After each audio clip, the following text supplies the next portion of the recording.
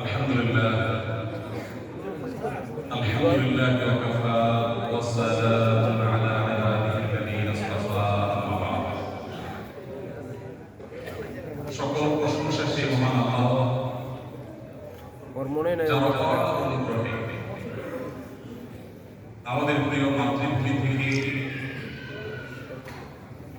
হাজার কিলোমিটার দূরে কাতারের মাটিতে আমাদেরকে আজকের এই চমৎকার আয়োজনের শরীর হওয়ার অংশগ্রহণ করবার সুযোগ যিনি দিয়েছেন সেই রব্বে কারীমের কাছে শুকরিয়া জানাই আলহামদুলিল্লাহ।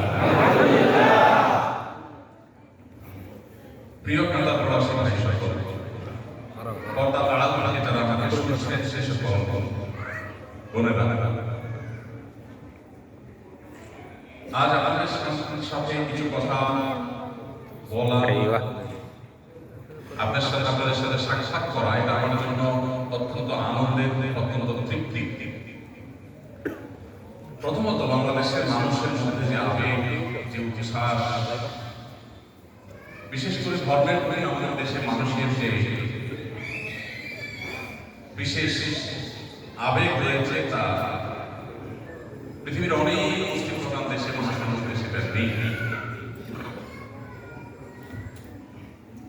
আর কাতারে যে পরিমাণ প্রবাসী বাংলাদেশে বসবাস করেন সবাইকে নিয়ে আসলে বড় বড় হলে অনেক বড় আয়োজন করার কষ্টসাধ্য। এখানে আপনাদের কষ্ট হচ্ছে, অনেকে জায়গা পাবেন, বাহিরে দাঁড়িয়ে আছেন, অপেক্ষা করছেন।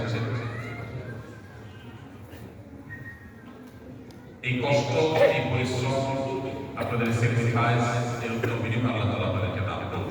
আমিন। আজকের এই আয়োজনে আমাদের সাথে আছেন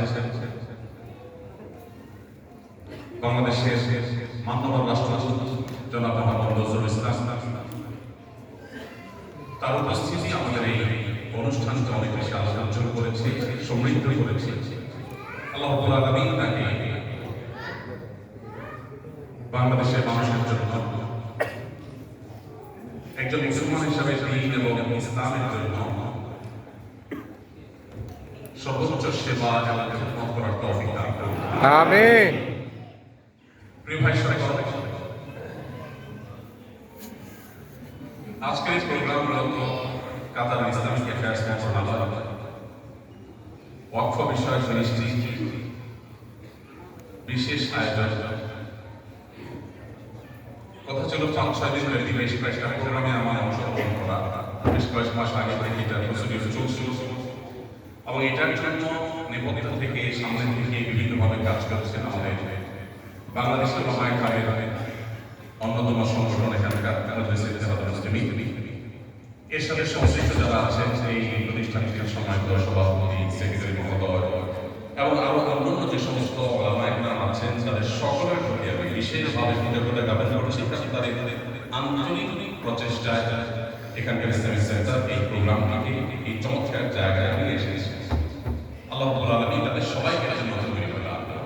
আমিন। প্রিয় হাজিরিন, আমার যদিও 14 তারিখ পর্যন্ত এখানে থাকার কথা ছিল। আপনারা জানেন এখানকার বাংলাদেশে একটি ঐতিহাসিক আয়োজন হতে যাচ্ছে। এই প্রথমবারের মতো হয়তো বাংলাদেশে সকল দল, মত, চিন্তা, দর্শনের মানুষ সবার মিছিলের মোহনা মিলিত হয়ে যাবে একটি জায়গায়। ঢাকা বিভিন্ন প্রান্ত থেকে সহযোগিতার সবাই সমবেত হবে এবং আমাদের ফিলিস্তিনের গাজা নির্যাতিত মানুষগুলোর জন্য আমরা অন্তত এক কাতারে দাঁড়িয়ে বাংলাদেশের সকল নেতৃত্বশীল মানুষগুলো নিজস্ব সব ব্যানার পেছনে ফেলে রেখে শুধুমাত্র মানবিক উদ্যোগ হিসাবে আমরা ফিলিস্তিনের মানুষের পাশে দাঁড়িয়ে আছি, তাদের প্রতি সহমর্মিতা প্রদর্শন করি এবং তাদের প্রতি কামনা করে তাদের ব্যথায় ব্যথিত এবং অভিশংসদের বিরুদ্ধে আমরা ঐক্যবদ্ধ এই বার্তাটি দেবার জন্য কালকে মার্চ ফর গাজা অনুষ্ঠান আয়োজন করা হয়েছে। আপনারা জানেন। তো সেই অনুষ্ঠানে সামিল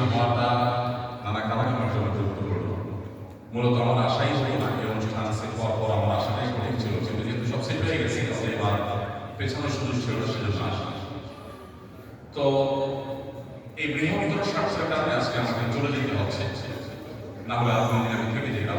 আমি করা ছিল সৃষ্টির তরফ থেকে, আমাকে আগে চলে যেতে হচ্ছে। মন করে আপনাদের সাথে আলাদা করতে পারতাম। ইনশাআল্লাহ আল্লাহ তৌফিক দিলে পরবর্তী সফরে একটু বেশি সময় নিয়ে এসে আপনাদের সঙ্গে আরো বেশি সময় কাটানোর চেষ্টা করতে ইনশাআল্লাহ। প্রিয় ভাই, আমি গতকাল একটি কথা বলেছিলাম আমাদের বাংলাদেশি ভাইদের সামনে, আজকে একটি কথা পুনরাবৃত্তি আবারও বলতে চাই, কারণ এখানে নতুন অনেক বন্ধু রয়েছে। আমরা যারা এখানে সংযুক্ত হয়েছে, আমরা যারা এখানে একত্রিত হয়েছে, আমাদের সবাইকে দুটো সুতায় গেঁথে রেখেছে। দুটি সুতোয় আমরা সবাই গাঁথা আছি। কোন সে সুতো? যে সুতো আমাদেরকে গেঁথে রেখেছে। প্রথম সুতো হলো ঈমানের সুতো। আমরা সবাই মুসলমান, এই সূত্রে আমরা সবাই এখানে একত্রিত হয়েছি। দ্বিতীয় যে সুতো আমাদেরকে গেঁথে রেখেছে, সেই সুতোর নাম হলো আমরা সবাই বাংলাদেশের নাগরিক। আমাদের কেউ হয়তো আমাদের পার্শ্ববর্তী দেশ ভারতের কলকাতা বা পশ্চিমবঙ্গের মানুষ, তারা আমাদের বাঙালি ভাই। এই বাংলাদেশি হওয়ার যে সুতো, সেই সুতোয় আমরা সবাই গাঁথা আছি। এই সূত্রে আমরা এখানে সমস্ত হয়েছে। অতএব আপনাদের প্রতি আমার উদাহরণ আহ্বান থাকবে, এখানে মুসলমানরা ছাড়াও অন্য ধর্মাবলম্বী বিভিন্ন ধরনের মানুষ এই দেশে বসবাস করে।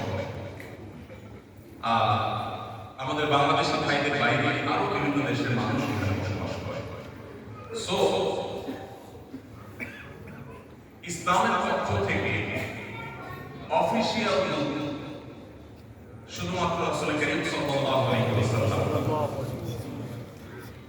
আর আনঅফিশিয়াল দূত আমরা সবাই। যেমন বাংলাদেশের পক্ষ থেকে অফিসিয়াল দূত হিসাবে যেমন আমাদের মাননীয় রাষ্ট্রপতি সাহেব আছেন, আনঅফিশিয়াল দূত আপনারা সবাই। ঠিক। কারণ আপনার কাজকর্ম, আপনার আচার আচরণ, এই সব কিছু একদিকে ইসলামকে রিপ্রেজেন্ট করে, অপরদিকে বাংলাদেশকে রিপ্রেজেন্ট করে।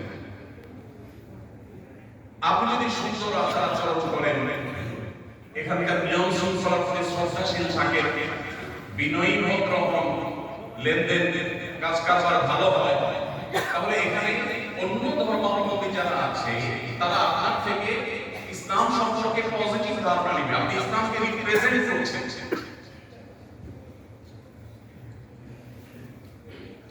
আর যদি আপনি এমন কোন আচরণ করেন যে আচরণের ফলশ্রুতিতে অন্য ধর্মাবলম্বীরা ইসলাম সম্পর্কে, মুসলমানদের সম্পর্কে বাজে ধারণা পাবে, তাহলে সেক্ষেত্রে আপনি ইসলামকে খারাপভাবে উপস্থাপন করছেন, রিপ্রেজেন্ট করছেন।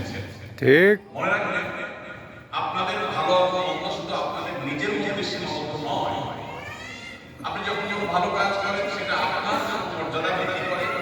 মুসলমান হিসাবে মুসলমানদের মধ্যে উজ্জ্বল করে অমুসলিমদের কাছে সুধারণা তৈরি করে। এবং একই সাথে একজন বাংলাদেশি মানুষ হিসেবে অন্য দেশের মানুষদের কাছে বাংলাদেশ সম্পর্কে একটা পজিটিভ ধারণা তৈরি করতে আপনি সাহায্য করতে পারেন, যদি আপনার ভালো আচরণ আপনাদের সামনে উপস্থাপনা করে। প্রিয় ভাইরা, এখানে অন্য দেশে যারা আছে তারা আমাদের দেশে যায় না, আমাদের দেশকে তারা দেখে, জানে না আমরা কেন, কিন্তু আমাদেরকে জানে। অন্য ধর্মের মানুষ যারা এখানে আছে তারা আমাদের ধর্মগ্রন্থ পড়ে না, তারা আপনাকে আমাকে পাঠ করে। সো আমাদের আচার আচরণ, আমাদের কাজ কর্ম, এই সব কিছু তাদেরকে ইসলাম সম্পর্কে একটা ধারণা দেয়। এখন সিদ্ধান্ত আপনাকেই নিতে হবে। আপনি কি ইসলাম সম্পর্কে মানুষকে পজিটিভ, ইতিবাচক, ভালো ধারণা দিবেন, নাকি ইসলামকে দুর্নাম করবেন?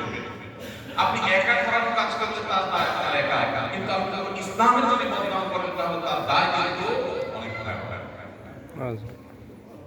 এই জন্য আপনার প্রতি আমাদের আহ্বান থাকবে যে আপনারা এখানে যথাসম্ভব এখানকার নিয়ম শৃঙ্খলা, আইন কানুন এবং নিজেদের সুন্দর আচার আচরণ, উত্তম ব্যবহার, লেনদেন, আপনাদের পেশাদারিত্ব, দায়িত্ব পালনের ক্ষেত্রে সততা, নিষ্ঠা, এগুলোর মাধ্যমে বাংলাদেশ সম্পর্কে এবং একই সাথে ইসলাম সম্পর্কে অন্যদেরকে পজিটিভ ধারণা করতে আপনারা সাহায্য করবেন। আল্লাহ আপনাদের সবাইকে আমাদের সবাইকে সেই তৌফিক দান করুন। আমিন।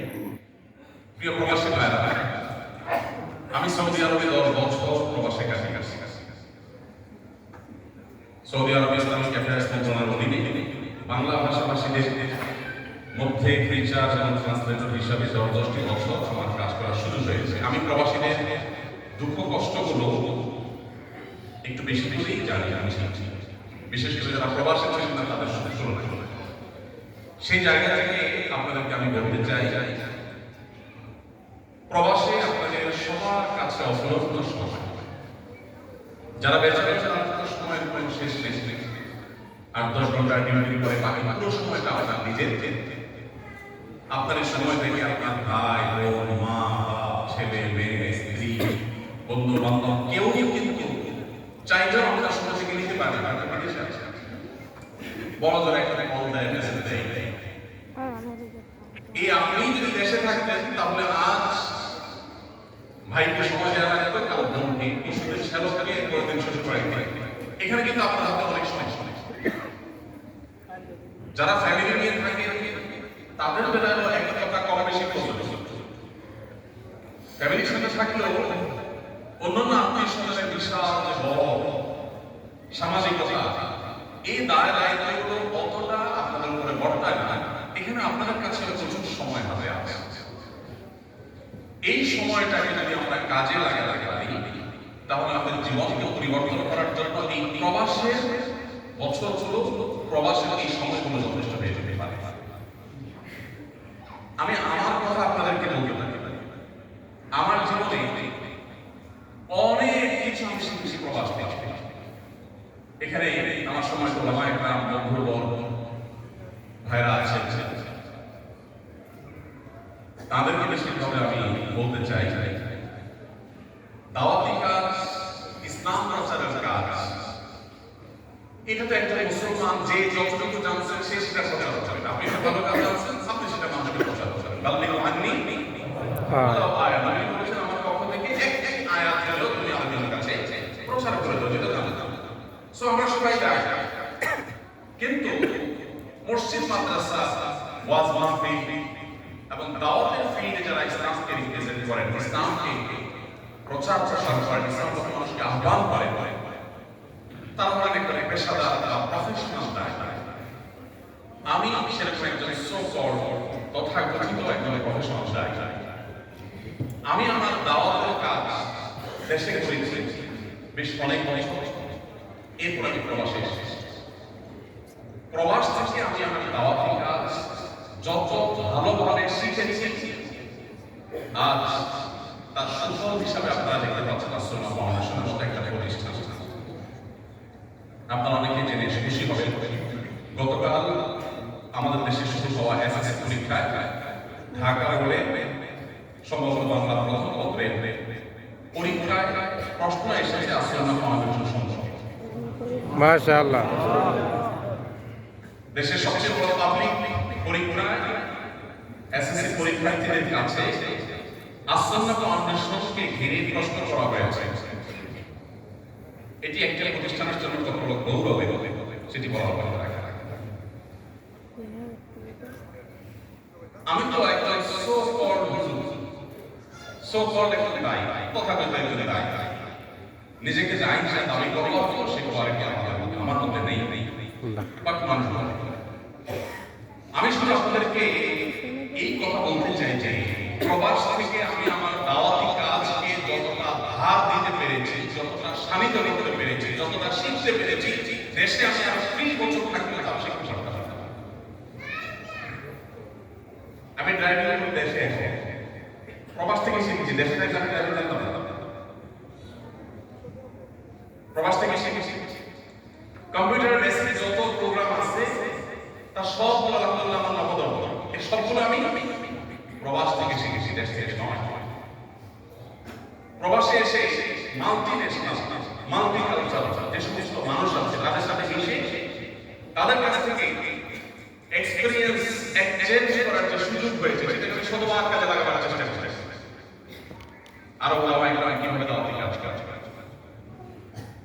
সৌদি আরবের একজন বিশ্ববিখ্যাত স্কলার শেখ মোহাম্মদ সালেহ আল মাজিদ হাফিজাহুল্লাহ ওয়া রাআহ, ওনার প্রশ্নোত্তরের যে ওয়েবসাইট, বিশ্ববিখ্যাত ওয়েবসাইট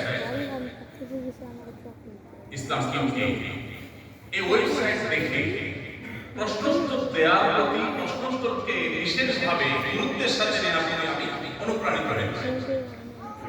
আজ আমাদের যে লাইভ সেশন হয়ে থাকে শুক্রবার রাতে বাংলাদেশ সময় রাত 8:30 রেগুলার সিজনের জন্য, এটা এখন প্রায় 150 পর্ব ক্রস করেছে। দীর্ঘ 5 বছর যাবত প্রায় এক নাগারে এই প্রোগ্রামটা চলছে। আজ পর্যন্ত 5 বছর ধরে চলছে, চলবে এখন।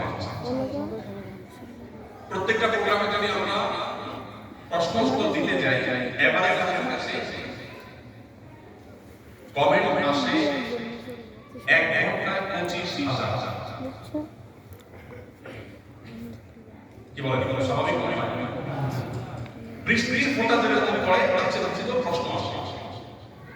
অফিসে কয়েকজন আমার লাইভ চলাকালীন সময় শুধু প্রশ্ন ধরার জন্য কমেন্ট করতে থাকে, ধরতে পারে না। বৃষ্টির মতো করতে থাকে, ধরতে পারে না। এই যে একটা বিশাল সাড়া পড়েছে, শিখেছি কিন্তু প্রবাস থেকে, শিখেছি কিন্তু প্রবাস থেকে। সোশ্যাল মিডিয়াতে আলহামদুলিল্লাহ আমাদের যে দাওয়াতি কার্যক্রম আপনারা দেখেন অনলাইনে, অফলাইনে, টেলিভিশন চ্যানেলে, এই সবটুকুর মূল শিক্ষাটা পেয়েছি, প্রেরণাটা পেয়েছি, কৌশলটা জেনেছি প্রবাস থেকে। আসুন্নাহ ফাউন্ডেশন চলার পেছনে, এটা শুধু সবাই চলার পেছনে অনেকের ভূমিকা আছে। আমার যে ভূমিকা তার বেশিরভাগ বেশি প্রবাস থেকে।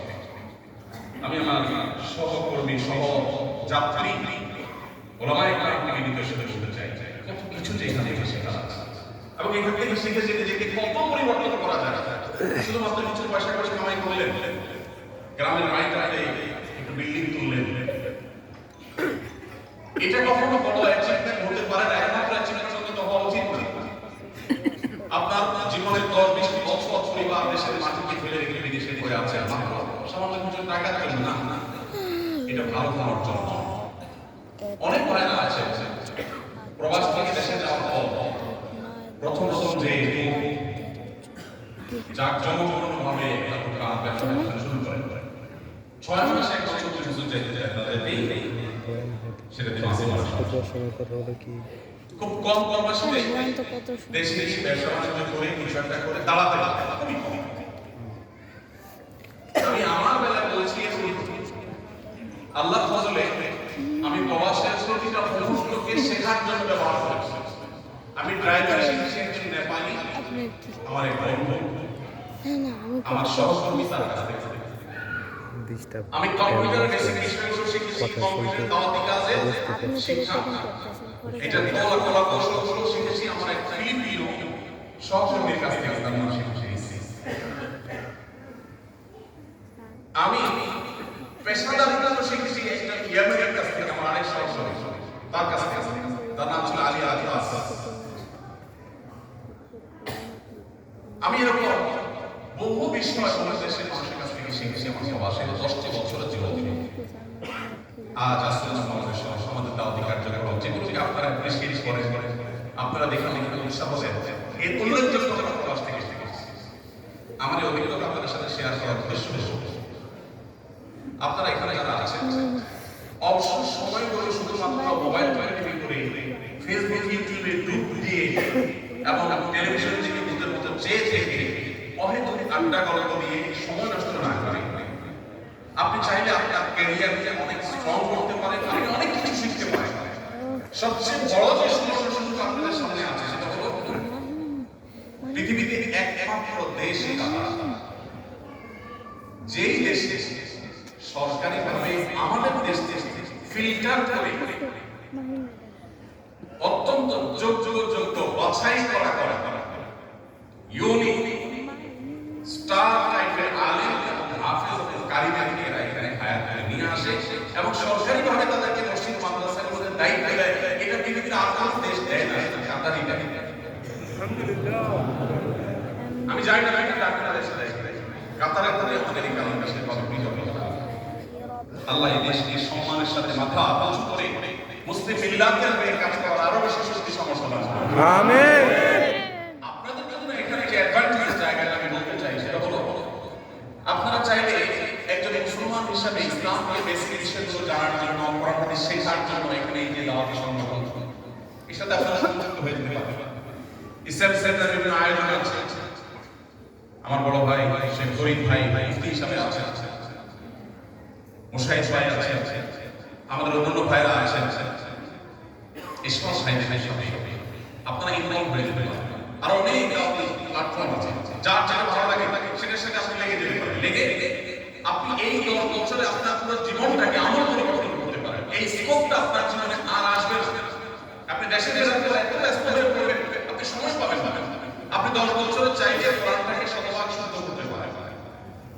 এখানে যে কারিরা আছে দেশে তাদেরকে টাকা দিয়ে আপনি পাবেন না। এখানে কিন্তু তারা মুসলিম মাদ্রাসা তাফিজে তারা ডিউটি করছে, আপনি অবসর সময় তাদের থেকে 10 মিনিট 5 মিনিট 30 মিনিট আধা ঘন্টা 1 ঘন্টা চাই পাবেন। অনেক সময় তারাও আপনাকে তাদেরকে এত টাকা আপনি সময় দিতে পারবেন। দেশে গেলে আপনি তাদেরকে ভাগে হবে।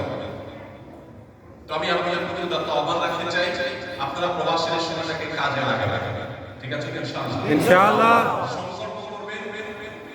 আমি আগে আসছি, কোরআন আমি সুন্দর করে শুদ্ধ করে শিখব। আরবি ভাষা যেটা আপনারা ভাঙার জন্য জানেন, কাজ চালাবার জন্য এটা ওলামায়ে কেরাম ধরেন আমাদের 10 জন 20 জন আমরা রাজি আছি, স্টুডেন্ট ফোরাম আমাদের জন্য একটা আরবি ল্যাঙ্গুয়েজ কোর্স চালু করে অন্তত কোরআনটা আমরা বুঝতে চাই। আপনি যখন আরবি লিখতে পারবেন, পড়তে পারবেন, আপনার কর্মক্ষেত্রে আপনার ভ্যালুতে বাড়বে। কোন সন্দেহ আছে? আপনি ভাষা লিখতে পারেন, আপনি শুদ্ধ আরবিতে কথা বলতে পারেন। আমি যখন সৌদি আরবে যাই, আমি দেখলাম যে বই পুস্তকের যে আরবি আমরা শিখেছি এবং ছেলেদের ক্লাসে পড়াইছি, এখানে সে আরবি অতটা চলে চলে।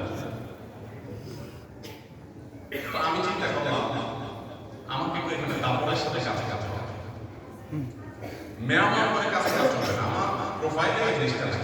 আমি যে কাজ করি সর্বোচ্চ সিরিয়াসনেস নিয়ে ঝাঁপিয়ে করি। ধরি মাঝে মাঝে অনেক কাজ করা আমার পছন্দ। তো ভাবলাম যে তাদের এখানে ভাষা শিখতে হবে। আলহামদুলিল্লাহ আরবি ভাষা আমি যতটা রপ্ত করতে পেরেছি, আমার পরিচিত জন যারা আছেন তারা বলে যে আরবি ভাষা নাকি আমি ভালো স্থানীয় আরবি ভাষা রপ্ত করতে পেরেছি। এরা বিয়ারা শুনে অনেকে আশ্চর্য হয় যে আমাদের কোনো এইভাবে কিভাবে করতে পারবে। তো আপনারা যারা এখানে আছেন, আপনারা যদি চেষ্টা করেন আরবি ভাষাটা শেখা, একদিকে আপনি কোরআনটা বুঝবেন, কি যে সাত নামাজে, কি যে সাত তেলাওয়াতে, এটা আপনারা যদি ভাষায় বোঝাতে পারবেন, আপনি যদি আল্লাহর কালামটা যদি অর্থ সহকারে বোঝা শিখেন, প্রতিটা আয়াত আপনাকে আন্দোলিত করবে, আপনাকে পরিতৃপ্ত করবে। আমার মা বোন যারা এখানে আছেন তাদের কথা বলছি, প্রচুর অবসর সময় আছে, ঘন্টাকে ঘন্টা মোবাইল লাগবে, অবৈধ সময় নষ্ট না করে আপনি টার্গেট করুন আমি 2-4-5 বছর এখানে থাকলে 2-4-5 বছর মধ্যে আমার স্কিলকে ডেভেলপ করে এমন একটা জায়গায় নিয়ে যাব যে দুনিয়াতে আমার ভ্যালু বাড়বে। চেষ্টা করা যাবে ইনশাআল্লাহ। আমি সৌদি আরবে দেখেছি একজন হাউস ড্রাইভার আমার সঙ্গে তার বেতন পেতে হয় 1200 থেকে 1500 রিয়াল। একই জব একজন শ্রীলঙ্কান বা ফিলিপিনো তিনি যদি করতে চান তাকে 2000-2500 পর্যন্ত অফার করা হয়। কোন কোন ক্ষেত্রে সব ক্ষেত্রে না, তারা 2500 না 5000 পায়, সেটা কি আমাদের কোনো দুঃখ নেই, তারা পাইলে আমাদের সমস্যা। কিন্তু আমার দুঃখ হলো যে আমার স্বদেশী ভাষার দাম কম কেন।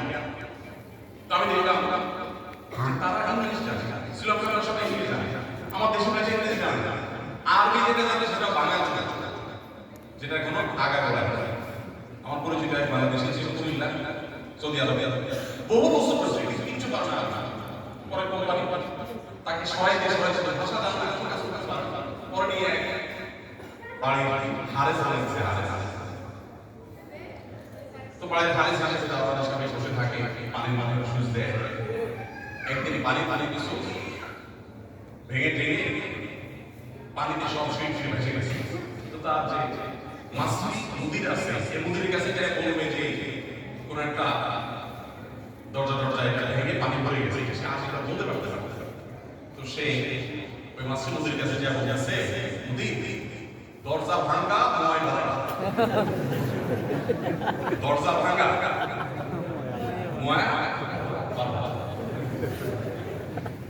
মুদির ময় বলে তো বুঝলাম, দরজা ভাঙা এর দরজা ভাঙা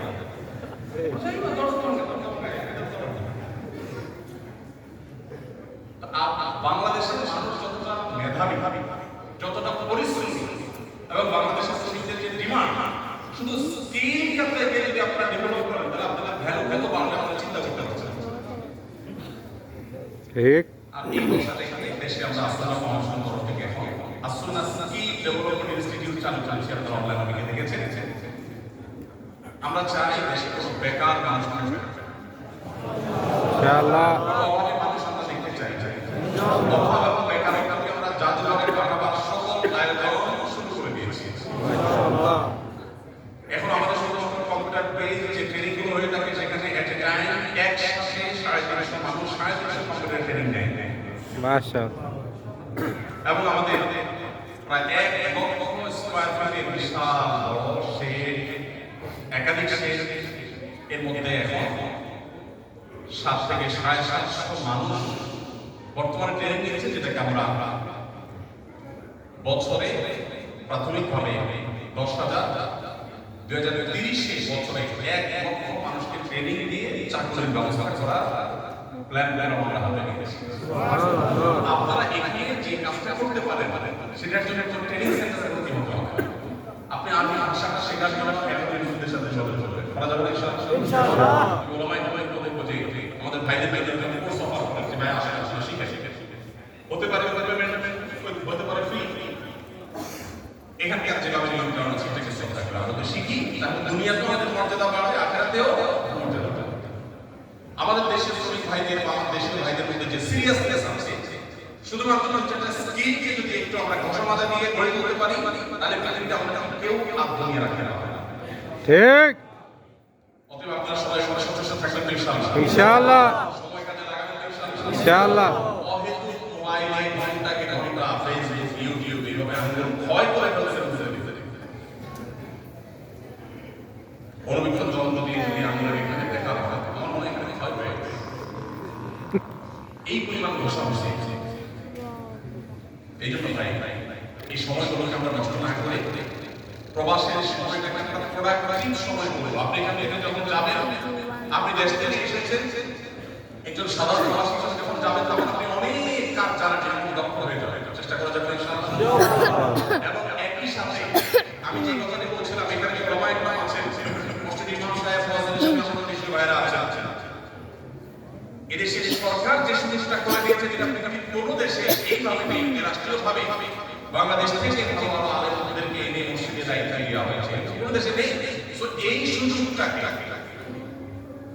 এখানে যেভাবে দেওয়া হয়েছে, এই সুযোগটাকে আমরা সর্বোচ্চ সদ্ব্যবহার করতে পারি ইনশাআল্লাহ। করার চেষ্টা করবো ইনশাআল্লাহ। ইনশাআল্লাহ। কোরআনটা আপনার শতভাগ সহি হতে হবে। 10 বছর আপনি কাতারে আছেন, কোরআনটা সহি নাই, এর চেয়ে বড় লজ্জাজনক কথা আর কি হতে পারে? আপনার নামাজটা সুন্দর না, আপনি এখানে ম্যানার্সের ব্যবসা শিখেছিলেন, আপনি ভালো মুসলমানিত্ব শিখেছেন, এতগুলো আলেম থাকার সাথে কিছু দুর্ভাগ্যজনক বিষয়। এই জন্য আমরা সবাই শেখার চেষ্টা করবো ইনশাআল্লাহ।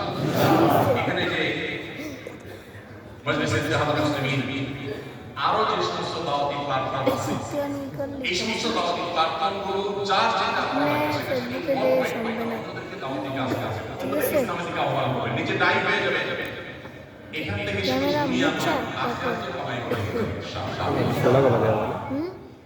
কেন গোলা গোলা দেওয়া হবে? আমি জানতে চাই এবং আপনাদের লাইট এখানে করে এসে এখানকার ভালো জিনিস না নিয়ে প্রত্যেকটা জায়গায় ভালো মন্দ আছে, সব জায়গায় যেমন সব দিক থেকে শতভাগ করে চেষ্টা হয় না। এখানকার খারাপ জিনিসগুলো আমাদের অনেকে খুব ভালো করে ধারণ করে, ভালোগুলো খবর নেই, আছে না নাই? আমরা চেষ্টা করি ভালোগুলো ধারণ করার। মামুন আমাদের বাচ্চাদের প্রচুর পরিমাণ সময় নিয়ে তাদেরকে দিনমুখী এবং একজন খাঁটি মুসলমান বানাবার চেষ্টা করি। আপনারা যারা প্রবাসী ব্যাচেলর হিসেবে আছেন, ফ্যামিলি আছেন, শুধুমাত্র টাকা পয়সা পাঠাইলে আর তাদেরকে খাওয়ায় মোটাদাতা করে, এটাই আপনার লাইফের একমাত্র গোল বা টার্গেট হওয়া উচিত নয়। বরং আপনার লাইফের অন্যতম লক্ষ্য এবং টার্গেট হওয়া উচিত যে আপনি আপনার সন্তান এবং পরিবারকে আল্লাহমুখী করবেন, ভালো মুসলমান করবেন। মনে রাখবেন, তারা যদি ভালো মুসলমান হয় আপনার কোনো অভাব থাকবে না, সকল কষ্ট দূর হবে ইনশাআল্লাহ। ইনশাআল্লাহ। অতএব সবাই নিজেকে এই প্রবাস জীবনে গঠন করবার পাশাপাশি পরিবারকে ভালো করে ভালো মুসলমান হিসেবে আদর্শবাদী মানুষ হিসেবে গড়ে তুলবেন ইনশাআল্লাহ। ইনশাআল্লাহ। আমিন। আপনাদের প্রতি আমার আহ্বান থাকবে, আপনারা এখানে যে যেখানে যে দায়িত্ব পালন করছেন সর্বোচ্চ আমানতদারিতার সাথে, সর্বোচ্চ সততার সাথে, সর্বোচ্চ নিষ্ঠার সাথে, সিরিয়াসনেসের সাথে আপনারা কাজটা করবেন ইনশাআল্লাহ। এটাতে একদিকে আপনার উপার্জনটা হালাল হবে, আর যদি আপনি ভেজাল করেন, দুই নম্বরই করেন, উপার্জনকে হালাল হালাল হবে না। অতএব একদিক থেকে হালাল উপার্জন হবে, অপর দিক থেকে ওই যে বললাম আপনি তো দূত, আপনি ইসলামকে রিপ্রেজেন্ট করছেন, আবার একই সাথে বাংলাদেশকে রিপ্রেজেন্ট করছেন। সো সেই চিন্তা থেকে আপনি আপনার ভালোটাকে উপস্থাপন করার চেষ্টা করছেন, তাতে আপনার দুনিয়াতেও মর্যাদা বাড়বে, আল্লাহর কাছেও মর্যাদা বাড়বে। আমরা অনেকেই আছি প্রবাসে এসে হালাল হালাল কাজ বিচার করেন, টাকা পাইলে আগে যেখান থেকে পাই, যারা বিচার ব্যবসা করে সবাই না অনেকে আছে ঘুমায় আমার খায় না, সত্য মিথ্যা মিশায়া ডাহা ডাহা মিথ্যা কথা বলে মানুষ খায় না, ছেড়ে দিয়ে ভিতরে খায় না।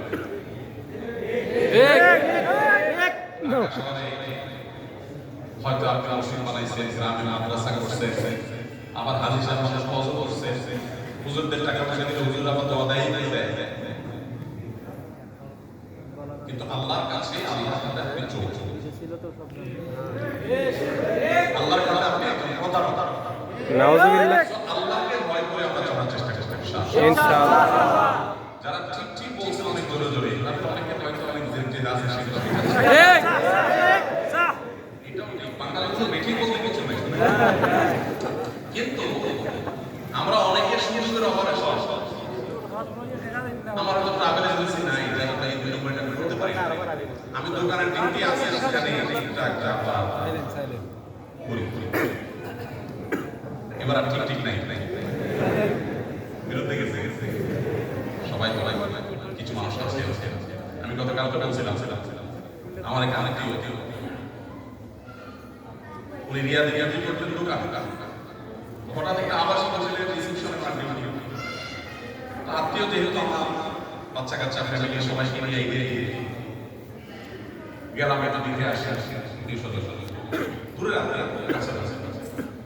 তো যাই বললাম ভাই কেমন আছেন, কি ভালো আছি, কোনো রকম কেন এত সুন্দর একটা ডিউটি রিসিভ সবাই বসে কাজ করছে না, আগে দোকানে ডিউটি ছিল ভালো ছিল, এখন কি রিসিপশনে বসে গেছে, কাজ কাজ নাই, আরামের ডিউটি, খুশি না হওয়ার কথা, দাম বলতাম কাহিনী ওখানে আগাই গ্রাম ছিল, এখানে সেটা বন্ধ হয়ে গেছে। আপনাদের কত ইচ্ছা মশায় গেছিলাম ফ্যামিলি সমস্যা, তো সেখানে ভাইরা বললেন যে ভাই এখন আস্তে আস্তে কার্ডে পেমেন্ট সিস্টেম অনেক বাড়াইছে, ক্যাশ পেমেন্ট আস্তে আস্তে ক্যাশলেস ওয়ার্ল্ড এগিয়ে যাচ্ছে।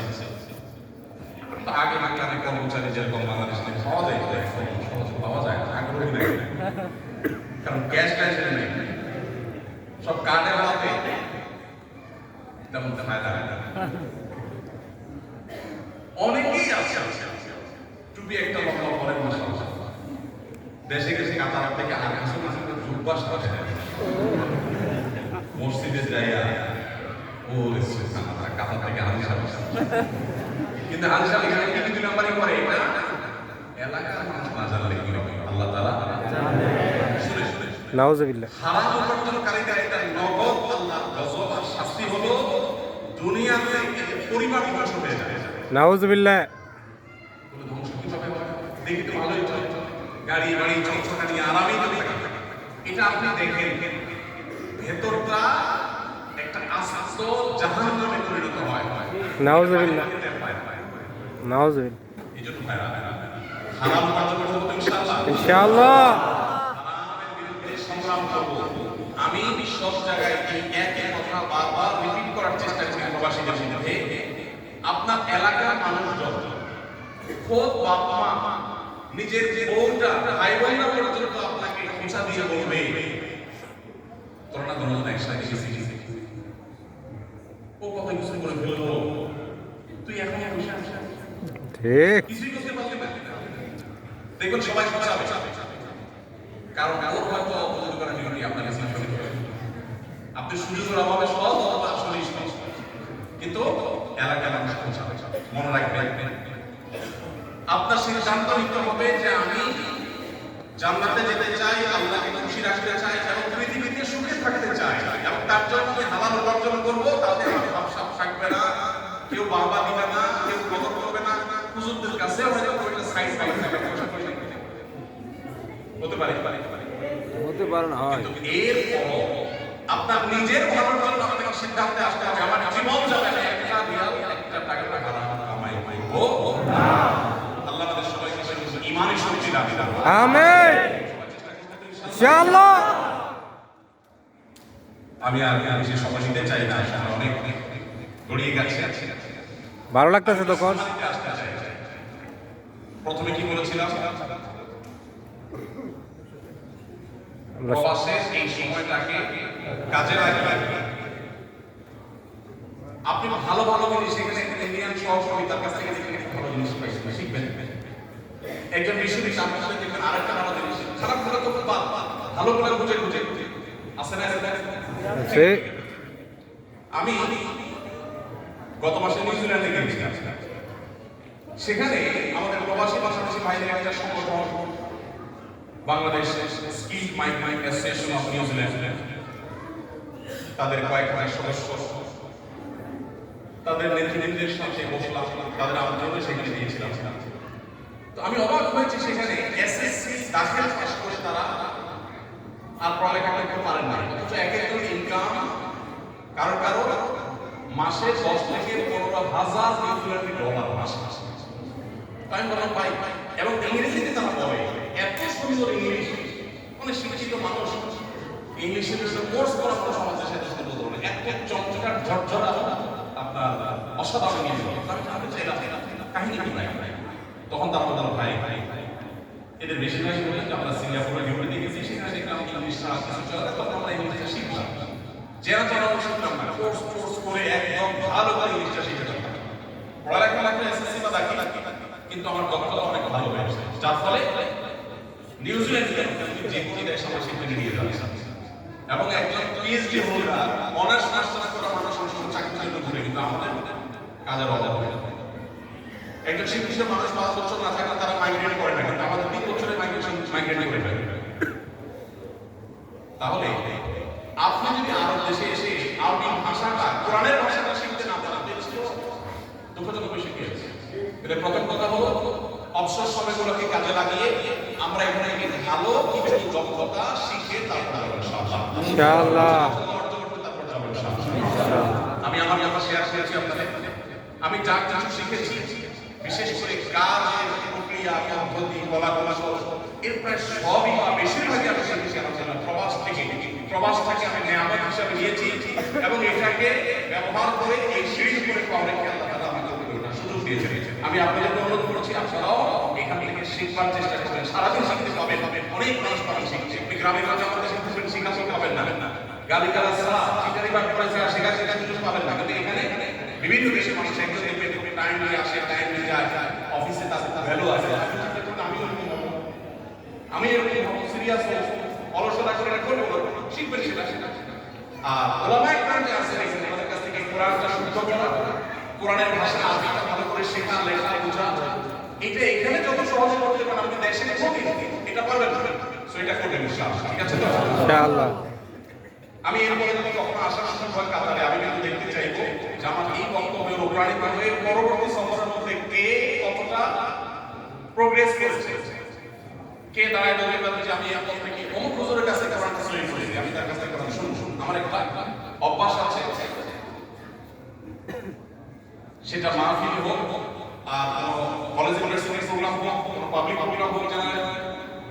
আমি সমস্ত প্রোগ্রামে শুধু পানি ছেড়েছি না, মাছও বসে। আজকে আমার মাছ ধরার সময় না, ফ্লাইট হবে। যদি সময় থাকলে আমি আজকে কিছু মাছ ধরতাম। মাশাআল্লাহ। মাছ ধরা উচিত। মানে এত যা বললাম, কি বুঝলেন আপনি, কি নিয়ম করলেন, এই সামারি গুলো করলে তারপর আমি যাই না। আমার তো সময় নেই। মাছ ধরার তো 8টা বাকি থাকে না, পানি এখন শেষ না, পরে সকালে আল্লাহ চাইলে তো মাছ ধরবো ইনশাআল্লাহ। কে কত বড় অভিজ্ঞতা হতে পারছে না সেদিন দেখা যাক। ঠিক আছে ইনশাআল্লাহ। আমি হুজুরদের কাছ থেকে একটা আশপাশে দেশের বাংলাদেশের মুসলিম হুজুরের সাথে যোগাযোগ করে কোরআন শরীফ কোরআনটা শুরু করে এবং আরবি ভাষা শেখা। আপনি যখন আরবি ভাষা লিখতে পড়তে পারবেন, শুধু কাতার করেন, যে কোনো মিডিয়াম দেশে আপনার ভ্যালু অনেক বেড়ে যাবে, যাবেন? তাহলে ভ্যালু বাড়, এটা তো দুনিয়া আল্লাহ, কিন্তু ওইটা অন্য উদ্দেশ্য না। উদ্দেশ্য আমি কোরআনটা বুঝবো, নামাজের মধ্যে তেলাওয়াত শুনবো, তারপরে তেলাওয়াত শুনবো, অর্থটা বুঝবো, কি যে তৃপ্তি, কি যে স্বাদ, সেটা বলে বোঝানো যাবে না। আন্দাজে না মুসলমান আমরা বেশিরভাগ বাংলাদেশে আছে। ডক্টর খন্দকার আব্দুল্লাহ জাহাঙ্গীর রহমান বললেন, বাংলাদেশের মানুষের ধর্মীয় আবেগ বেশি, ধর্মীয় জ্ঞান কম। ঠিক। ধর্মীয় আবেগ বেশি, তো আমি আপনাদের এই জ্ঞানের কথা বলছি। আমরা সেই ধর্মের অনুসারে যে ধর্মের প্রথম কথা হলে পৃথিবীতে অন্য কোনো ধর্ম মতাদর্শ সেটা নেই। আজকের যুগে শিক্ষার গুরুত্ব, পড়ার গুরুত্ব আমরা বুঝি 2025-এর পৃথিবী, কিন্তু আজ থেকে 1,500 বছর আগে পৃথিবীতে শিক্ষার কোনো গুরুত্ব ছিল না। তখন ছেলে হলে তাকে যুদ্ধ শিখেছিল, বল্লভ ধরা শিখেছিল, তরবারি ধরা শিখেছিল, পড়ালেখা শিখেছিল। সেই যুগে জাহিলি যুগে তখনকার আরবের বুকের উপর দাঁড়িয়ে নবী সাল্লাল্লাহু আলাইহি ওয়াসাল্লাম আল্লাহর ওহী প্রথম নির্দেশ শেষ করো, তুমি পড়ো। অতএব আপনারা জ্ঞান অর্জন করবেন ইনশাআল্লাহ। ইনশাআল্লাহ। শুনে শুনে মুসলমান না হয়ে বুঝে শুনে মুসলমান হওয়ার জন্য আপনাকে আরবি ভাষা অন্তত কাস্টমাইজ আরবি ভাষা যেটুকু জানলে আপনি আর কোরআনটা বুঝতে পারবেন, সেটা তো আপনাকে শিখতে হবে। মা বললেন বলছি আপনারাও অনলাইনে বহু কোর্স আছে, ফালতু সোশ্যাল মিডিয়াতে বিভিন্ন আপনি শিখে আপনাদের বলছি আপনারাও শিখে বাচ্চাদেরকে শেখান। ঠিক আছে ইনশাআল্লাহ? এখান থেকে ভালো জিনিসগুলো নেবেন, এখানে অনেক খারাপ জিনিস আছে সেগুলো শিখবেন। ডাক্তার এসে অপরাধ কিন্তু এখান থেকে যায় যখন দেশে যায় কাতারি শেখ সাজে তখন তো রাস্তা ঝাড়ু দিয়ে দিবে যায় যায় যায়। এখান থেকে ভালোটা নেবেন, খারাপটা আল্লাহ আমাদের তৌফিক দান করুন। আমিন। সেই সাথে বলেছি এই জায়গায় যতদিন আল্লাহ রাখে আমরা আমাদের আশপাশ থেকে শিখবো, হুজুরদের কাছ থেকে শিখবো, সেই সাথে হালাল উপার্জন করা সবচেয়ে সিরিয়াস থাকে। কখনো আমি হারাম উপার্জন করবো না, চেষ্টা করবেন ইনশাআল্লাহ। যেন আমাদের মধ্যে দুর্নাম না হয় এবং আল্লাহর কাছে জবাব দিতে যাবে পরিষ্কার রাখা। হারাম উপার্জন করলে কোনো দোয়া দোয়া দূর হয় না, জানেন জানা আছে না? হারাম উপার্জন করে যত দোয়া দোয়া করা লাভ হবে। আমার দেশে 3 চুরি, 9 চুরি, গ্রাম চুরি, সুর ঘুর 2 নম্বরে করে টরে। এরপরে যখন রিটায়ারমেন্টে চলে যায়, বেশিরভাগ লোকই লম্বা দাড়ি, লম্বা জুব্বা, টুপি, একটা হজ, তবলিগের 3 লাখ করে মুখ দিয়া এরপরে একজন হাজী সাহেব আসেন এরকম। এই হাজী সাহেবের এই 2 নম্বর এটা দেখে মানুষ কত বোঝে না, মানুষ তার মনে করে আল্লাহ আল্লাহ, কিন্তু আল্লাহর কাছে সেই হিসেবে একজন পাক পাক। নাউজুবিল্লাহ। হ্যাঁ, কেউ যদি তওবা করে আল্লাহকে তওবা কবুল করাইতে পারে তার কথা বলি। এই জন্য আমরা সময় থাকতে হালাল উপার্জন করে এমন ভাবে জীবন যাপন করবো যে এখন হয়তো মা বাবা বোঝাবে, ভাই বোন বোঝাবে, কিছু করতে পারছো না, কোনো কিছু হয় না, আপনাদের কাছেও খারাপ লাগবে, কিন্তু আল্লাহ যখন এক সময় জীবনের সায়ানে আপনাকে নিয়ে যাবে, জীবন সায়ানে যখন যাবেন বা বার্ধক্যে যখন পৌঁছাবেন, তখন আপনার নিজের কাছে ভালো লাগবে যে প্রতিটা টাকা আমার মধ্যে 5 নম্বর টাকা নাই। আর যে হারাম টাকা দিয়ে টাকা গাড়ি বাড়ি তারপরে ফ্ল্যাট ভরাই ফেলেছে, ওরে দেখে সবাই ভয় করবে সে ধনী, সে সুখী, কিন্তু সে নিজের ভেতর থেকে নিজেকে জানবে সে চোর। নিজেকে নিজে জানে না, যখন সে জানবে সে চোর, মানুষ বলবে মাশাআল্লাহ যে 50 বছর সিমেন্ট দিয়েছে মসজিদের জন্য, বলে মারহাবা, সবাই বলে মারহাবা। শব্দ জোরাই টাকা বুঝে না, জানে না, তো বুঝেই মারহাবা। এই জন্য হালাল উপার্জন করলে আল্লাহ তাদেরকে দেবো যে নিয়ামত, সেটা হলো মানসিক শান্তি, আর হারাম উপার্জন করলে মানসিক অশান্তি।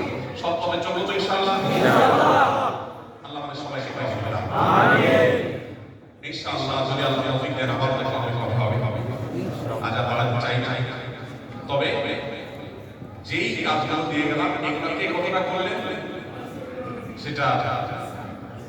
হিসাব, সেটার যোগ বিয়োগ, সেটার ফলাফল আমি দেখতে চাই।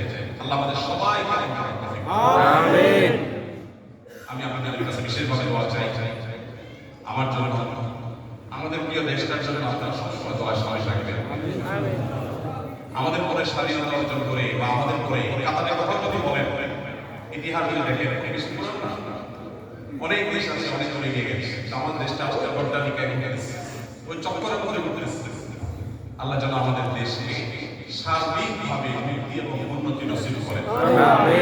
যতদিন আমাদের দেশে অর্থনৈতিক মুক্তি নসিব না হবে, ততদিন বিদেশি চোখ রাখা তাদের মন গিনি এগুলো আমাদের সহ্য করে যেতে হবে।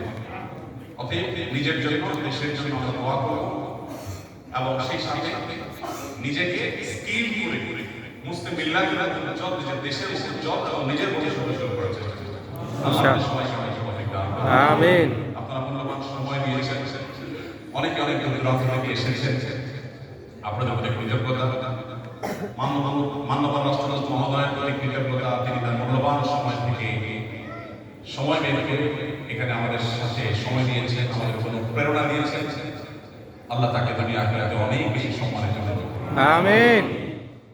এবং মজলিসে ইত্তেহাদুল মুসলিমিন কাতারের আওকাফ এবং ইসলামিক অ্যাফেয়ার্স বিষয়ক মন্ত্রণালয়, যারা এই প্রোগ্রামের জন্য সকল আয়োজন করেছেন, খরচ করেছেন, ব্যবস্থা গ্রহণ করেছেন, তারা সবাই করে আজ এই মজলিসে, এই মসজিদে যেরকম আমরা সমবেত হয়েছি, আমরা কোরআন হাদিস থেকে কথা শুনেছি, এই কথাগুলো অনুযায়ী জীবন গঠন করবার সংকল্প নিয়ে আল্লাহ আমাদের মধ্যে তৌফিক দান করুন। আমিন। এখানে যেভাবে সমবেত হয়েছি, জান্নাতুল ফেরদাউসের রব্বে কারীম আমাদেরকে একইভাবে সমবেত হওয়ার তৌফিক দান করুন। আমিন। জাযাকাল্লাহু খাইরান। আসসালামু আলাইকুম ওয়া রাহমাতুল্লাহি ওয়া বারাকাতুহু। এক মিনিট, এখন একটা কাজ বাকি আছে, সেটা হলো আমি যখন বের হয়ে যাব, তখন সবাই মিলে কার গায়ে কত শক্তি আছে, সকল শক্তি সঞ্চয় করে আমাদেরকে ঠেলা ঠেলা হবে। নাউজ ঠিক আছে না তাহলে বাঙালি বলতে কি বলে? না হুজুর, বাঙালি ভদ্র আছে। পথ অনেকটা মুসাফা করতে পারেন নাই, তাই দুটো দিবেন। হ্যাঁ হুজুর। আমার জন্য আমি কিছু